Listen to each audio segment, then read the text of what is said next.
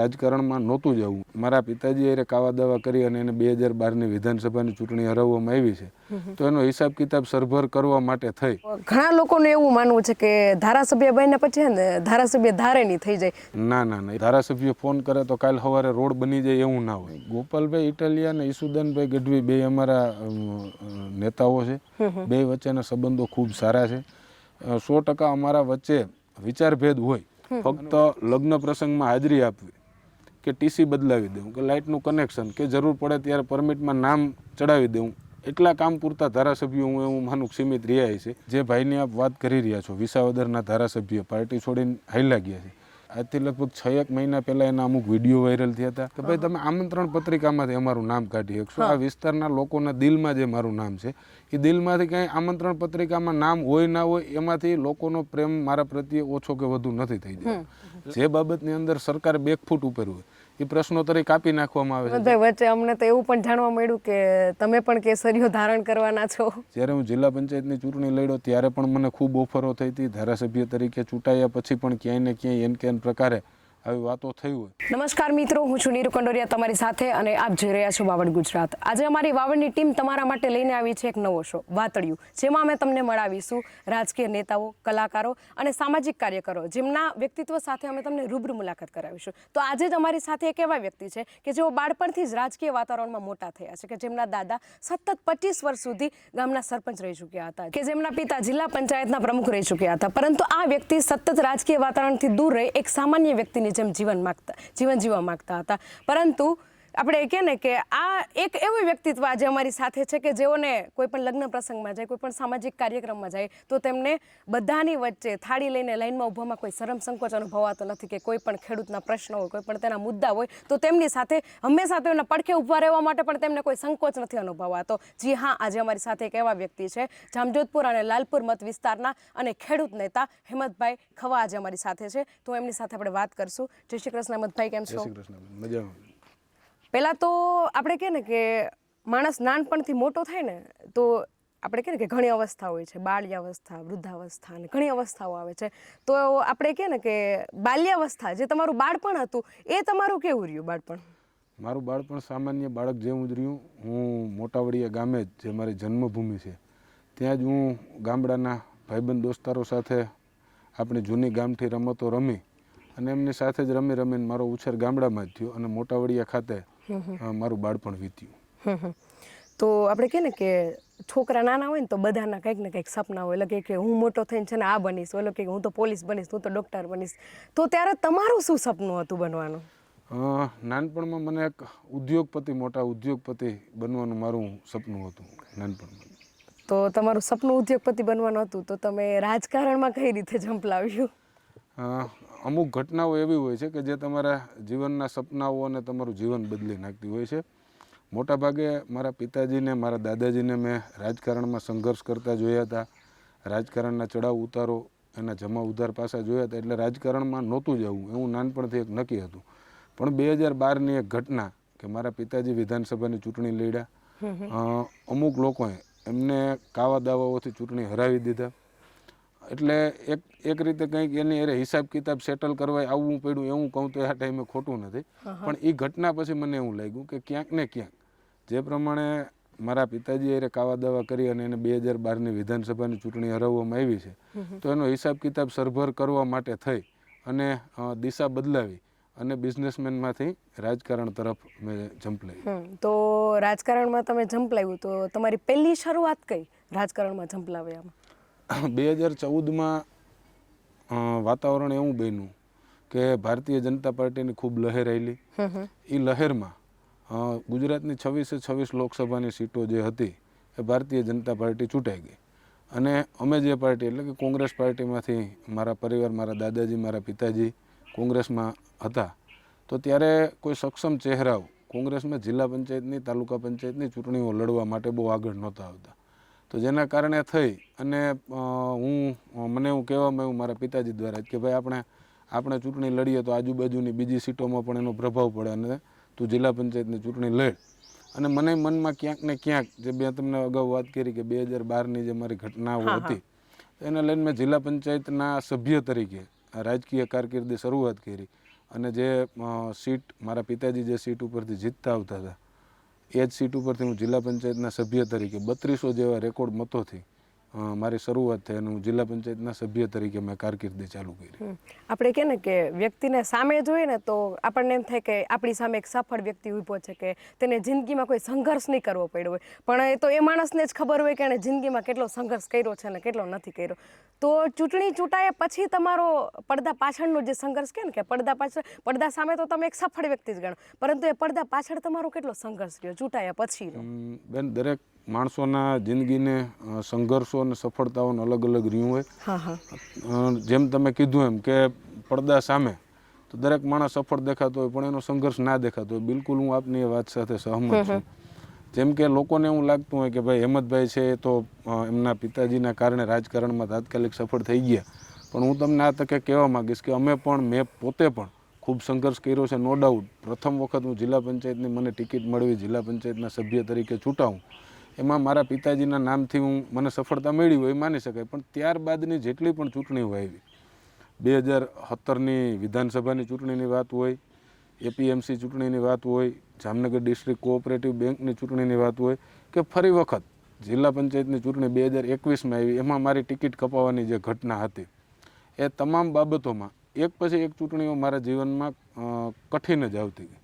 જેમ કે 2015માં જિલ્લા પંચાયતના સભ્ય થયા પછી 2017માં મને વિધાનસભાનો હું ખૂબ મોટો દાવેદાર હતો, છતાંય પાર્ટીએ મને ટિકિટ ના આપી. ટિકિટ ના આપ્યા પછી 2018ની એપીએમસીની ઇલેક્શન આવ્યું. એપીએમસીના ઇલેક્શનમાં પણ મને કોંગ્રેસ પાર્ટીએ ટિકિટ ના આપી. જોકે સહકારી ચૂંટણીઓ છે એ પાર્ટીના સિમ્બોલ ઉપર ના લડાતી હોય પણ એમાં પાર્ટી જ ઉમેદવારો નક્કી કરતી હોય.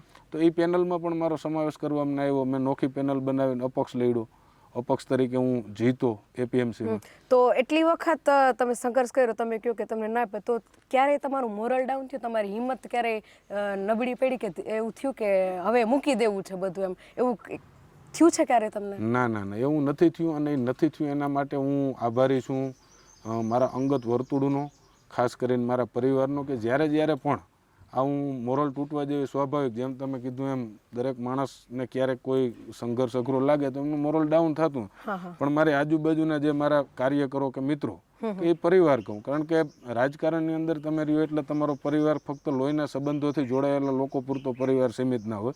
તમારો પરિવાર એક વિશાળ સમુદાય થઈ જતો. પણ જે મારી સાથે જોડાયેલા હતા એ મારા દરેક ચડાવ ઉતારમાં અને મારા દરેક નિર્ણયમાં મારી હારે રહ્યા છે. એટલે જેને લઈને કદાચ ક્યારેક એકાદ દિવસ પૂરતું મોરલ ડાઉન થયું હોય, પણ જેવા 5-15 મિત્રોને મળીએ એટલે કાંઈક નવી શરૂઆત કરીને કે ભાઈ નહીં, જે થયું એ જોઈ લે, હું બધા હારે છે એમ કરી અને નવી શરૂઆત કરી. અને ઈશ્વરની કૃપા રહે કે જ્યારે આવી નવી શરૂઆત કરી, હું કહું કે હું 6 વર્ષમાં 5 ચૂંટણીઓ જીતો તો હું જીતો છું. અને દરેક વખતે મારા કાર્યકરો, મારા શુભચિંતકોએ મારી ખૂબ ચિંતા કરી અને મને જીતાડ્યો અને હું આજે અહીં આપની વચ્ચે છું. તો ધારાસભ્ય બન્યા પછી તમારી રૂટીન એક્ટિવિટી કેવી રહી છે? ધારાસભ્ય બન્યા પછી જનરલી મારી વિધાનસભાનો જે મત વિસ્તાર છે એમાં 2 તાલુકાઓ અને ભાણવર તાલુકાના 12-13 ગામોનો સમાવેશ મારી વિધાનસભાની અંદર થાય છે.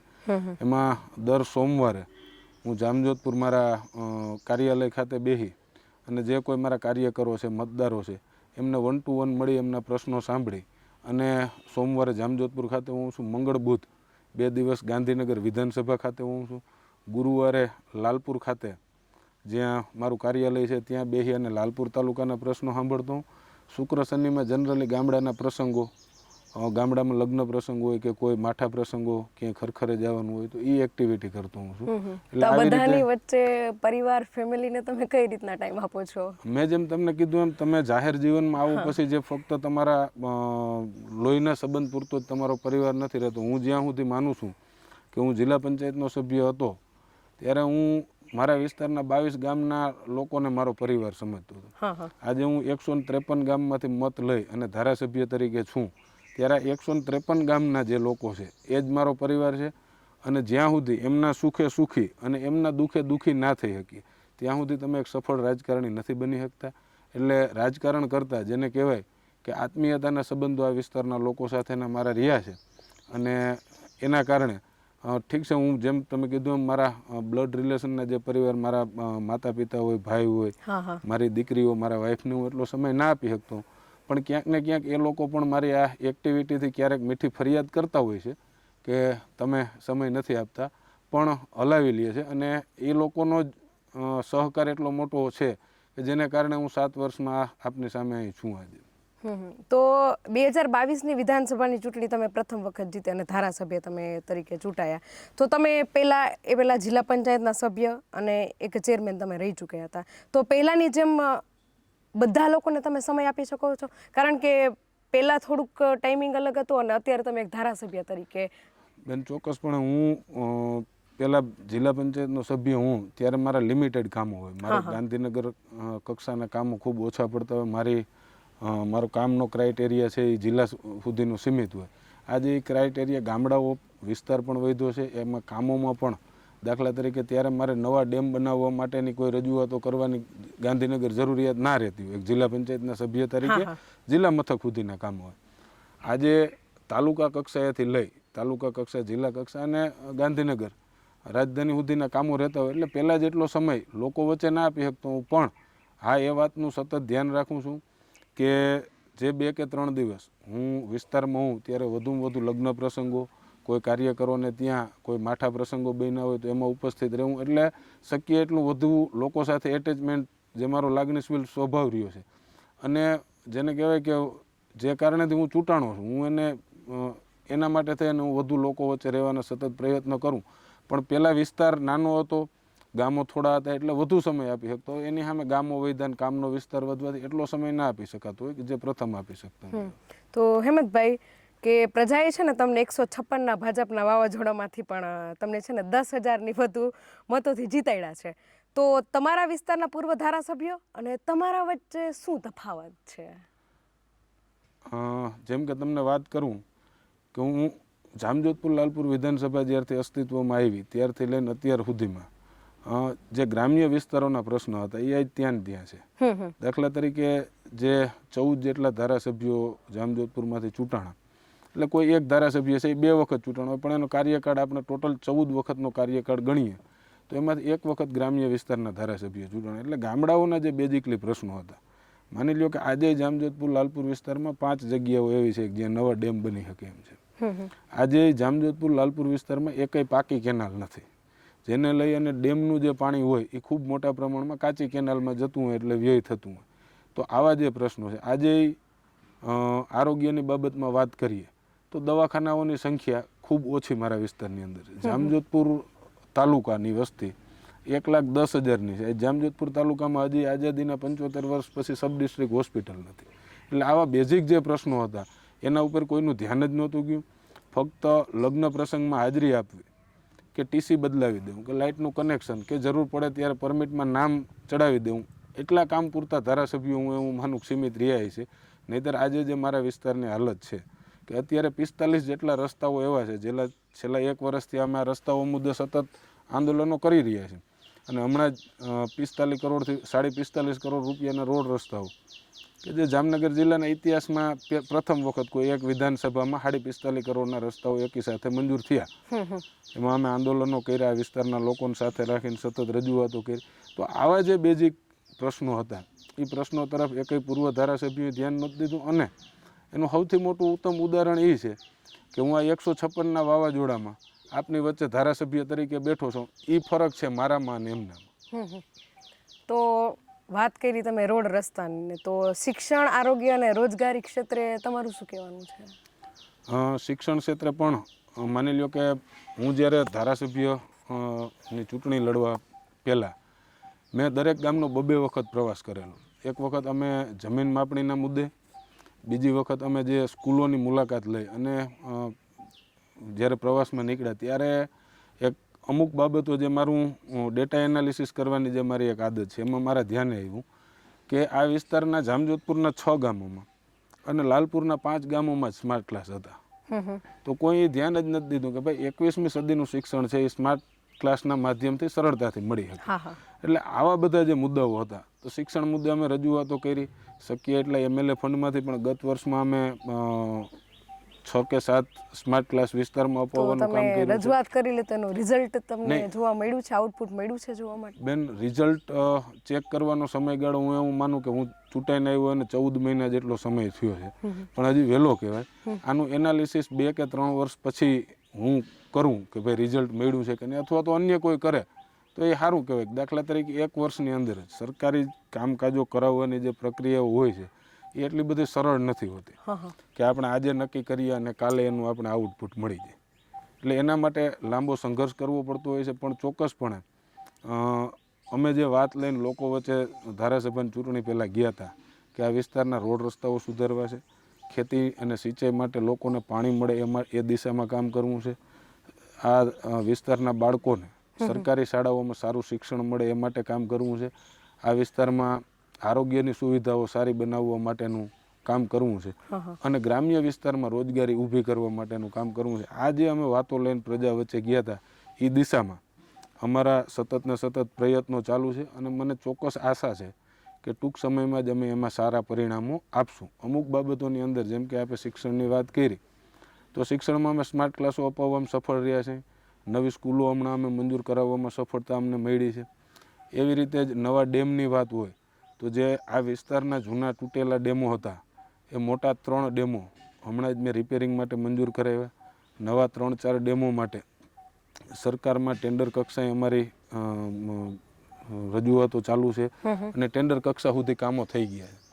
એટલે આવા અલગ અલગ જે અમારા અમારી મેનિફેસ્ટોમાં વાત હતી એ દિશામાં ચોક્કસપણે અમે કામ કરીએ છીએ. મને આશા છે કે અમે આવનાર 1-2 વર્ષમાં અમે ખૂબ સારું રિઝલ્ટ આપશું. હમણાં જેમ તમે વાત કરી એમ કે રિઝલ્ટ ડાયરેક્ટ નથી મળી જતું, તો ઘણા લોકોને એવું માનવું છે કે ધારાસભ્ય બન્યા પછી ને ધારાસભ્ય ધારે નહીં થઈ જાય તો હું થઈ જાય? ના બેન, એવું નથી હોતું, પણ એક સિસ્ટમ હોય છે. દાખલા તરીકે ધારાસભ્ય ફોન કરે તો કાલ સવારે રોડ બની જાય એવું ના હોય, પણ એ રોડનું કામ મંજૂર કરાવવું પડે, ત્યારબાદ એની ટેન્ડર પ્રક્રિયા થાય, ત્યારબાદ રોડનું કામ થતું હોય. ચોક્કસ ધારાસભ્ય ભલામણ કરે તો ઝડપથી થઈ શકે. અને જેટલા તમે એક્ટિવ રહી અને તમારા વિધાનસભાના પ્રશ્નો તમે વિધાનસભામાં ઉઠાવો અને ત્યાંથી જેટલા વધુ કામ મંજૂર કરાવી શકો એ પ્રમાણે કામો થતા હોય છે. પણ ધારાસભ્ય ધારે ને ફોન કરે ને કામ થઈ જાય એવું ના હોય, પણ સિસ્ટમથી કામ થતા હોય છે.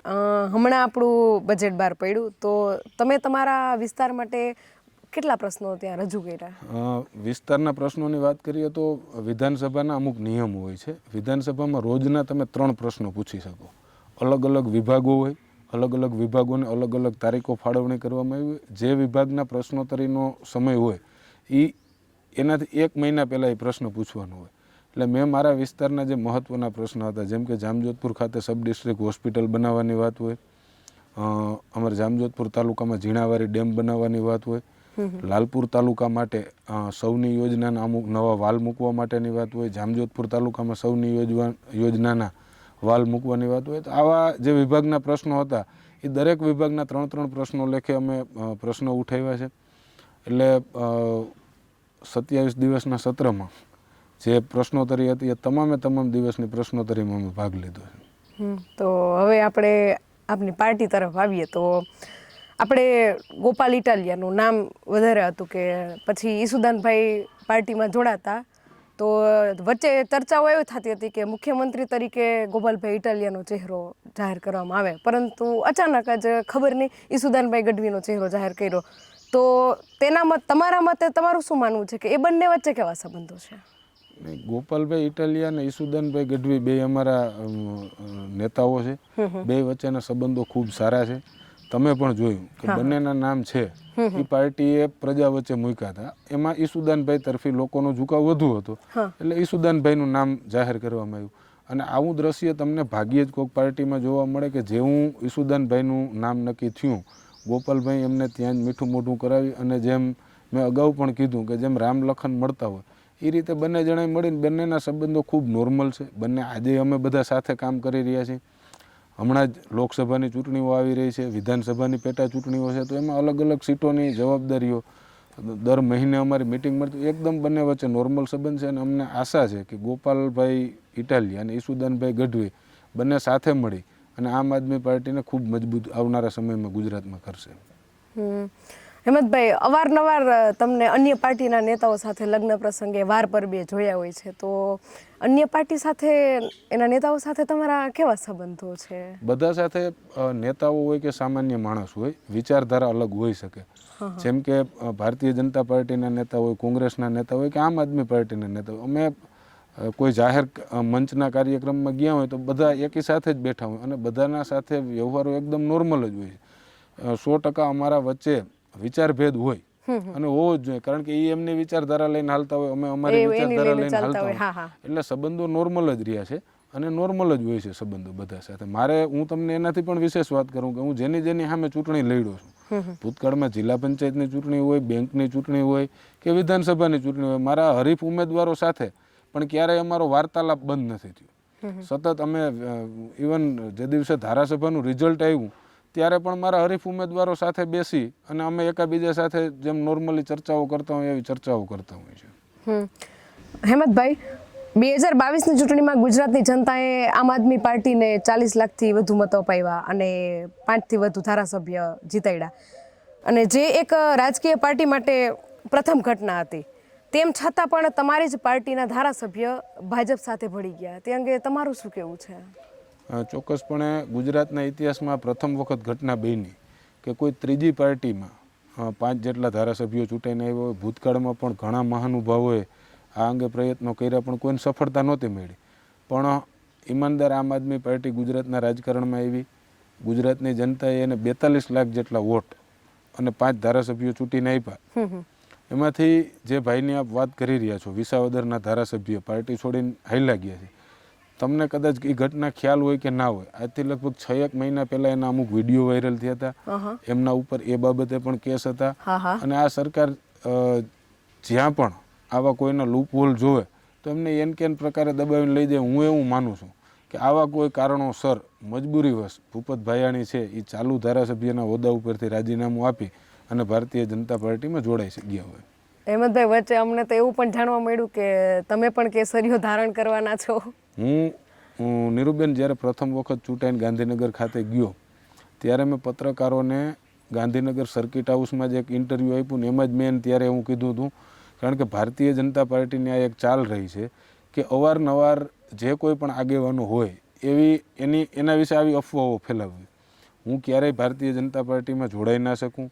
2021માં જ્યારે હું જિલ્લા પંચાયતની ચૂંટણી લડ્યો ત્યારે પણ મને ખૂબ ઓફરો થઈ હતી. ધારાસભ્ય તરીકે ચૂંટાયા પછી પણ ક્યાંય ને ક્યાંય એન કેન પ્રકારે આવી વાતો થઈ હોય, પણ હું જે વિચારધારા લઈને હાલું છું એ વિચારધારા પ્રમાણે મેં જ્યારે પણ આવી અફવાઓ ઉડી ત્યારે મેં તાત્કાલિક મીડિયા સમક્ષ આવી અને સોશિયલ મીડિયાના માધ્યમોથી પણ આ બાબતે નિવેદન દીધું છે કે હું ક્યારેય ભારતીય જનતા પાર્ટીમાં જોડાઈશ નહીં. તો ભવિષ્યમાં આપનો શું વિચાર છે? હાલમાં તો મારા મત વિસ્તારની જનતાએ ખૂબ પ્રેમ અને લાગણીથી મને ધારાસભ્ય તરીકે વિધાનસભામાં આ વિસ્તારનો અવાજ ઉઠાવવા માટે મોકલો છે. ત્યારે આગામી સમયમાં આ વિસ્તારના જે કંઈ પણ પ્રાણ પ્રશ્નો છે એ પ્રાણ પ્રશ્નો મુદ્દે સતત લડી અને જામજોધપુર અને લાલપુરના જે ગામડાઓ છે એ ગામડાઓને કેવી રીતે અમે સક્ષમ બનાવી અને આ વિસ્તારને કેવી રીતે સક્ષમ બનાવી શકીએ એ દિશામાં જ કામ કરવાનું, એક ધારાસભ્ય તરીકે જ આ વિસ્તારના લોકોની સેવા કરવાનો મારો લોકસભાની ચૂંટણી નજીક આવે છે તો શું લડવાનો તમારો શું ઈરાદો છે? મેં અગાઉ પણ સ્પષ્ટ કીધું કે હાલમાં હું લોકસભા વિશે વિચારતો પણ નથી અને હું લોકસભા કરતાં ધારાસભામાં રહી અને જામજોધપુર લાલપુર વિસ્તારના લોકોની અને આ વિસ્તારના લોકોના પ્રશ્નોની સેવા કરવામાં વધારે માનું છું અને હું ધારાસભ્ય તરીકે રહેવાનું પસંદ કરીશ. તો વિધાનસભા ગૃહમાં તમે જે બાબતો રજૂ કરતા હો તો એમાં શાસક પક્ષના નેતા હોય છે, તો એ શાસક પક્ષના નેતાઓનું એક વિરોધ પક્ષના ધારાસભ્ય સાથે કેવું વર્તન હોય છે? તેમાં તમારી સાથે કોઈ એવો ભેદભાવ થાય છે? બહુ તો એવો ખાસ કોઈ ભેદભાવ ન થતો હોય, પણ ક્યાંક ને ક્યાંક નાના મોટી બાબતોમાં શાસક પક્ષના ધારાસભ્યો હોઉં અને વિરોધ પક્ષના ધારાસભ્યો હોઉં એમાં અમુક તફાવત. હેમંતભાઈ, તમે ભેદભાવ નથી એમ વાત કરી, તો હમણાં અમને એવું જાણવા મળ્યું કે તમારા જ વિસ્તારમાં એક પોલીસ આવાસનું ઉદ્ઘાટન કરવામાં આવ્યું હતું અને જામનગરમાં એસટી બસોનું લોકાર્પણ કરવામાં આવ્યું હતું. તો ત્યાં આમંત્રણ પત્રિકા હતી, એમાં તમારું ક્યાંય નામ જોવા નથી મળેલું, એટલે તમે કહો છો કે ભેદભાવ નથી, તો આને ભેદભાવ ના કહેવાય તો શું કહેવાય? ચોક્કસપણે હું તો એ વાતમાં તમને એવું કહીશ કે સારું એ પત્રિકામાં મારું નામ નહોતું તો એ દિવસનો હું સદુપયોગ કરી અને લોક ઉપયોગી 2 કામ કરી શક્યો. જો મારું પત્રિકામાં નામ હોત તો કદાચ મારે ત્યાં જવું પડત, ત્યાં ફોટોશૂટ કરાવવું પડત. એના કરતાં હું એ દિવસે મારા વિસ્તારના લોકોના 2 કામ વધુ કરાવ્યું. અને હું તો ત્યારે પણ મેં મીડિયાના માધ્યમથી નિવેદન કર્યું હતું કે ભાઈ તમે આમંત્રણ પત્રિકામાંથી અમારું નામ કાઢી શકશો. આ વિસ્તારના લોકોના દિલમાં જે મારું નામ છે એ દિલમાંથી કંઈ આમંત્રણ પત્રિકામાં નામ હોય ના હોય એમાંથી લોકોનો પ્રેમ મારા પ્રત્યે ઓછો કે વધુ નથી થઈ જાય. એટલે નાની મોટી આવી કિન્નાખોરીઓ રાખવામાં આવતી હોય છે, પણ તમારામાં કેવી આવડત છે ને તમે તમારા વિસ્તારનું ત્યાં કેવી રીતે પ્રેઝન્ટેશન કરી અને કામ કઢાવી શકો એ બાબત પણ એક અલગ થઈ જતી હોય છે. તો વિધાનસભાના ગૃહની કામગીરી બધી કેવા પ્રકારની હોય છે? વિધાનસભા ગૃહની કામગીરીની વાત કરું તો જનરલી તમારા વિસ્તારના પ્રશ્નોત્તરી કાળમાં તમારે ત્યાં પ્રશ્નો પૂછવાના હોય. જેમ કે રાજ્યપાલ શ્રી આવી અને પ્રવચન દે તો એના ઉપર તમારે તમારા મત રજૂ કરવાના હોય. બજેટ રજૂ થયું તો બજેટનું એનાલિસિસ કરીને, જેમ કે આ વખતે બજેટ રજૂ થયું તો ભૂતકાળના જે બજેટો રજૂ થયા હતા એમાં કયા વિભાગને કેટલી નાણાંની ફાળવણીઓ કરવામાં આવતી હોય, અન્ય રાજ્ય છે એ એના નાણાં ક્યાં વાપરે છે, એ બધી બાબતોને ધ્યાનમાં રાખી અને ગૃહ સમક્ષ તમારે મૂકવાના હોય છે એક વિરોધ પક્ષ તરીકે. જ્યાં જ્યાં અન્યાય થતો આવતો હોય, જેમ કે મેં ખાસ આ વખતે મુદ્દો લીધો હતો કે ભાઈ ગ્રામ્ય વિસ્તારને બજેટ ઓછું ફાળવવામાં આવે. બીજા રાજ્યોમાં એવરેજ 5%, બિહારમાં તો 10% જેટલું બજેટ ફાળવવામાં આવે, ગુજરાતમાં માત્ર 2.9%. એટલે સરકાર જે 100 રૂપિયાનો ખર્ચ કરવાની છે એમાંથી માત્ર 2 રૂપિયા અને 90 પૈસા ખર્ચ એ ગ્રામ્ય વિસ્તાર પાછળ કરવાની છે. તો આવા આંકડાઓ ત્યાં વિધાનસભાની અંદર જ વિધાન ધારાસભ્યો માટે એક લાઇબ્રેરી હોય, ત્યાં દરેક પુસ્તકો અવેલેબલ હોય, એ પુસ્તકોમાંથી અભ્યાસ કરી અને અમે અમારો મત રજૂ કરતા. બધી માહિતી તેમાંથી મળી રહે છે. હા, ચોક્કસપણે.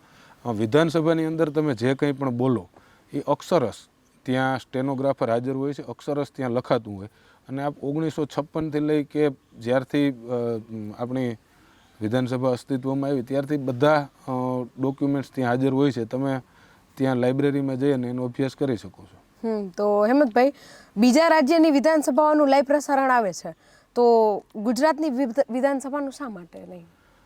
ચોક્કસ બેન, અમે આ બાબતે વિરોધ પક્ષના દરેક ધારાસભ્યો સતત ને સતત અમે સરકારને અને ગૃહના અધ્યક્ષ ને અમે આ બાબતે રજૂઆતો કરી છે.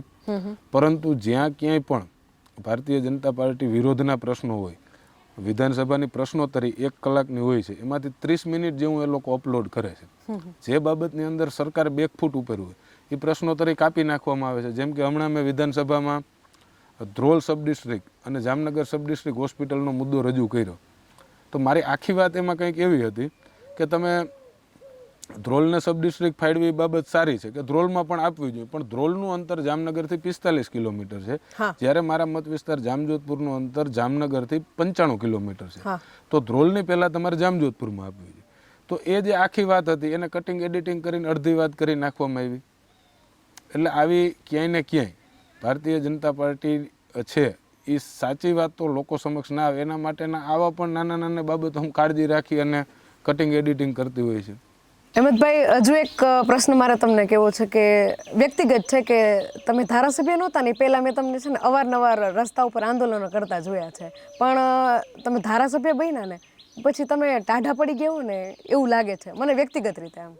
ચોક્કસપણે બેન, હું આપને આ વાતમાં જણાવું કે હું જ્યારે ધારાસભ્ય નહોતો ત્યારે આ વિસ્તારની વાત સરકાર સુધી પહોંચાડવા માટે મારા પાસે આંદોલન એકમાત્ર જ માધ્યમ હતું.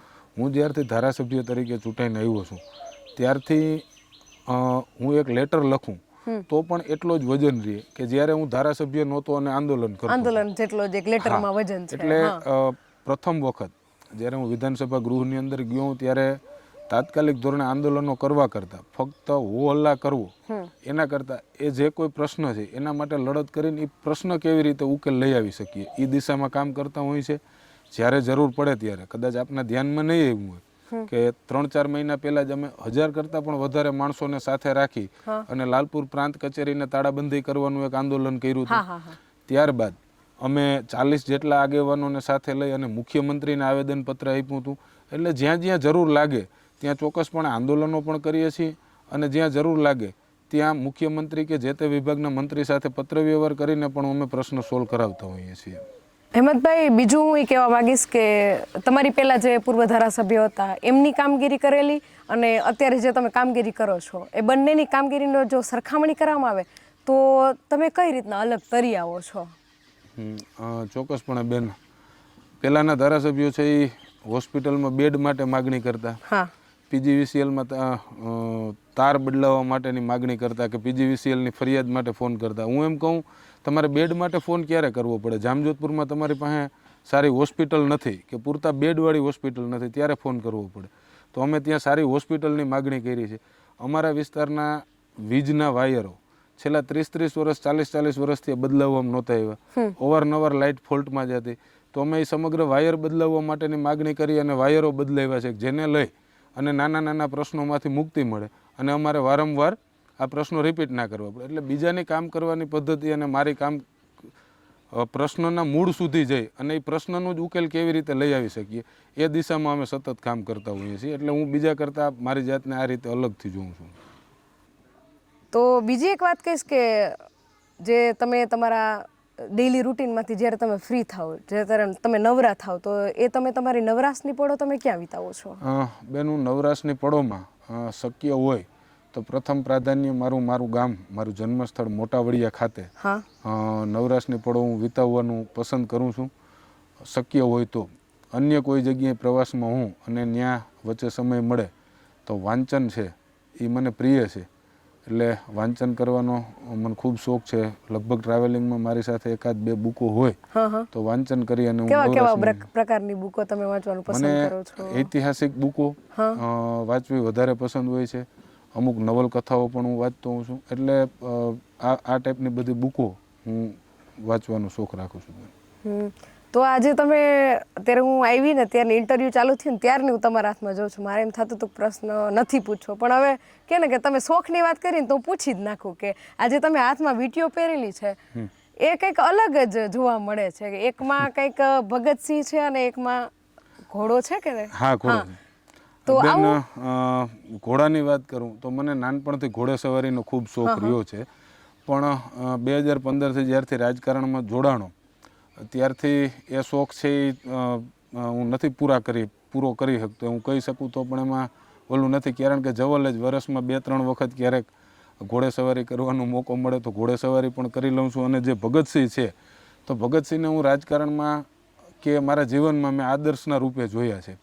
હું પ્રથમ નાનો હતો ત્યારે જોતો કે ક્વીન વિક્ટોરિયાની ગિની લોકોને હાથમાં પહેરતા જોતો, ત્યારે મને મનમાં એવો પ્રશ્ન થતો કે જે લોકોએ આપણા ઉપર 200-300 વર્ષ સુધી રાજ કર્યું એના હાથમાં શા કારણે પહેર્યો? હું એક સોની મિત્ર છે મારા, એમને મેં કીધું કે મારે ભગતસિંહની આવી કૃતિ બનાવવી છે હાથમાં પહેરવા માટે. તેણે ખૂબ મહેનત કરી અને મને આ વીંટી બનાવી દીધી. અને ત્યારથી હું, તમે નહીં પણ જે ઘણા માણસો મળે તો આ વિશે મને પૂછતા હોય છે કે આ કેમ? તો આ એટલા માટે કે ક્વીન વિક્ટોરિયા ને પહેરવા કરતા શહીદ ભગતસિંહે, જેને આપણા દેશના યુવાનોને બલિદાન આપ્યું છે, 23 વર્ષની ઉંમરે એણે શહીદી વહોરી લીધી.